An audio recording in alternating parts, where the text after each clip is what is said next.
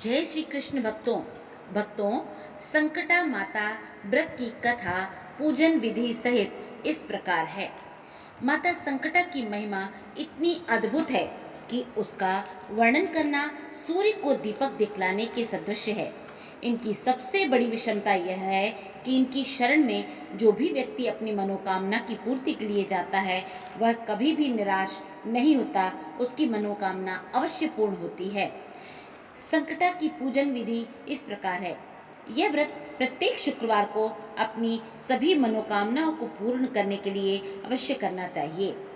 जब भी हम संकटा माता की पूजन का आरंभ करते हैं तो शुभ मुहूर्त में करना चाहिए और शुक्ल पक्ष में करना चाहिए। इस व्रत को स्त्री, पुरुष, बालक, वृद्ध कोई भी उम्र का व्यक्ति कर सकता है। स्त्रियां इसे सौभाग्य की वृद्धि के लिए करती हैं, कन्याएं अपना इच्छित वर की प्राप्ति के लिए करती हैं, छात्र छात्राएं परीक्षा में पास होने हेतु करते हैं और सभी लोग इसके व्रत को रोग, शोक एवं सभी आपत्तियों को दूर करने के लिए संकटा माता का व्रत कथा एवं पूजा पाठ करते हैं। इसका फल शीघ्र ही प्राप्त होता है। प्रातःकाल या सायंकाल स्नान करने के पश्चात शुद्ध वस्त्र पहनकर कथा सुननी चाहिए। यदि कोई मंदिर संकटा देवी का हो तो उसी मंदिर में पूजा करनी चाहिए, नहीं तो अपने मकान में ही, अपने घर में ही एक पीढ़ा रखें, चौकी रखें जिस पर जल से पूर्ण कलश रखकर उस पर श्री संकटा जी को स्थापित कर धूप, दीप, नैवेद्य, माला, पुष्प आदि से आह्वान एवं पूजन कर शांत चित्त होकर कथा श्रवण करनी चाहिए।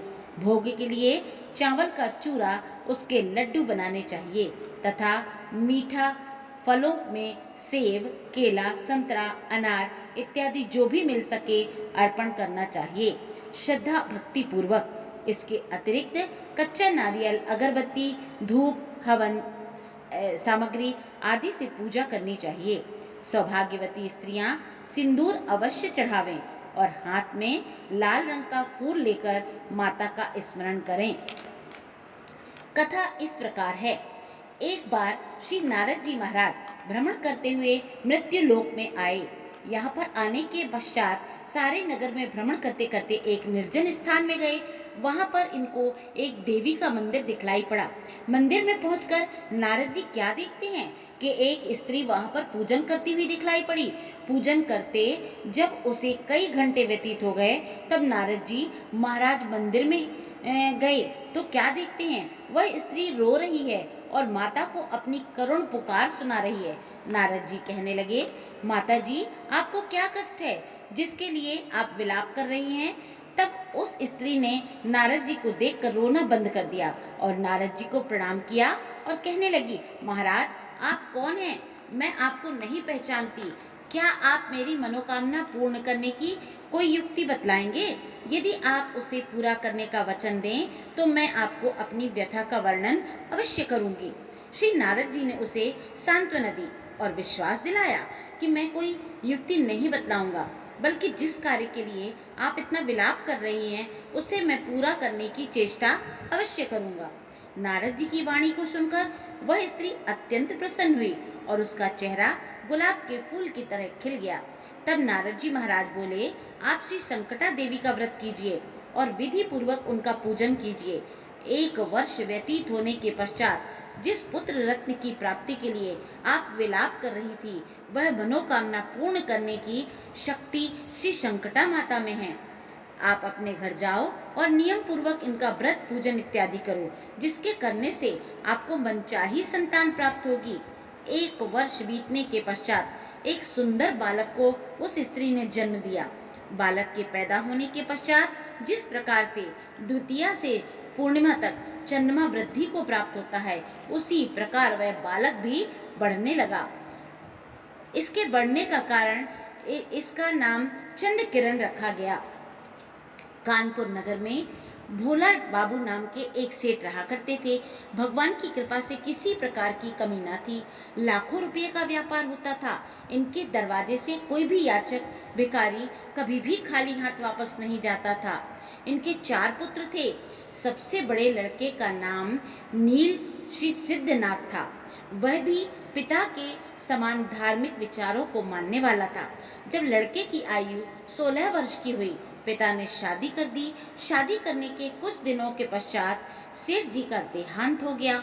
इनके ना रहने के बाद व्यापार में आने वाली उलझनों ने इनके अपने हाथों से जकड़ लिया। परिणाम स्वरूप यह हुआ कि व्यापार धीरे धीरे बिगड़ने लगा। यहाँ तक कि नौबत आ गई, सब कुछ समाप्त हो गया। अब घर में धन के बिना नाना प्रकार के कष्ट उठाने पड़े। जब कोई चारा न दिखाई पड़ा, तब श्री सिद्धनाथ जी ने नौकरी कर ली, लेकिन नौकरी में इतनी आमदनी नहीं थी जिससे सारे परिवार का भरण पोषण हो सके। श्री सिद्धनाथ जी को अपनी स्त्री से बड़ा प्रेम था। स्त्री को चिंता युक्त देखकर हृदय बड़ा दुख हुआ और कहने लगे, हमारे कारण तुम्हें दुख मिल रहा है। तब उनकी स्त्री ने बड़े विनम्र भाव से कहा, पतिदेव, मैं देख रही हूँ, जब से आपने नौकरी कर ली है तब से आपका गुलाब सा चेहरा मुरझा गया है और शरीर में दुर्बलता आ गई है। श्री सिद्धनाथ की पत्नी सदैव की भांति भगवान की पूजा आरती करती और भगवान का भोग लगाकर ही भोजन करती थी, और जब तक अपने पतिदेव को भोजन नहीं करा लेती थी तब तक वह जल भी ग्रहण नहीं करती थी। अपनी मृदुल वाणी से उसने सारे परिवार को अपनी मुट्ठी में कर रखा था। कोई भी भिखारी दरवाजे से वापस नहीं जाने पाता था। सदैव की भांति सायंकाल जब मंदिर में कथा सुनने के लिए गई, तब पंडित जी ने श्री संकटा देवी का महात्म्य सुनाया। उस महात्म्य को सुनने के पश्चात जब वह लौट कर आई, तब श्री संकटा माता का पूजन तथा आरती करके 7 सौभाग्यवती स्त्रियों को भोजन कराया। ऐसा वह प्रत्येक महीने करने लगी। 1 वर्ष बीतने के बाद जब समय बदला और सेठ जी ने नौकरी छोड़ दी और अपना पुराना व्यापार फिर करने लगे, कुछ ही दिनों में वह फिर लाखों रुपए का व्यापार करने लगे। श्री संकटा माता के इन भक्तों की कथा जो सुनाएगा और नित्य प्रति इनकी पूजा पाठ तथा व्रतादि करेगा, उसे किसी प्रकार का कष्ट नहीं होगा और उसकी सारी इच्छाएं अवश्य पूर्ण होगी। किसी भी प्रकार की कमी नहीं रहेगी। इति श्री संकटा माता व्रत कथा समाप्त। बोलो श्री संकटा माता की जय। जय श्री कृष्ण भक्तों।